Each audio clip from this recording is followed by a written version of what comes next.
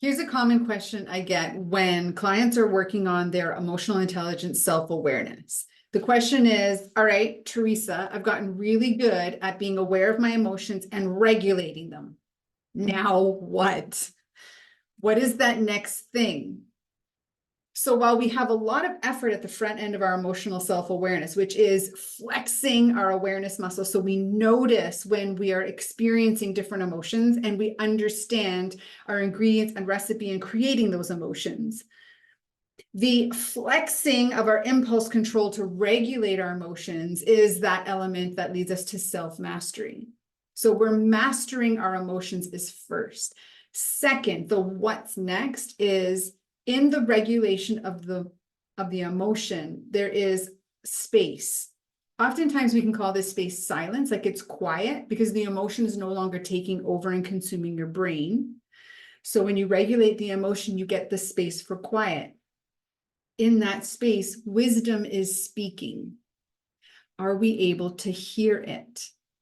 Wisdom is when we hear the depths of what we know we need to do. Sometimes it's the hard thing that we have yet to do, which is why we keep being triggered and we need to manage our emotions.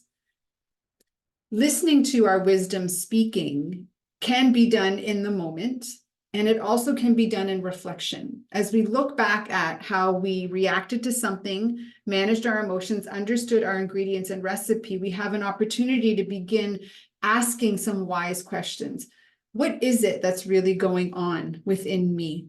What is it that I'm really thinking about? What is it that I really need to do? And those questions of like the really need to do helps us to tap beyond the surface of answers that aren't really deep in wisdom. They are strategies that we take, but sometimes they're more avoidance-based strategies as opposed to resolution-based strategies. So one of the things that I encourage in your own emotional self-awareness development is flexing your noticing muscles, regulating your emotions, and then giving yourself the space and opportunity to listen for your wisdom, because it's always speaking when you can get quiet.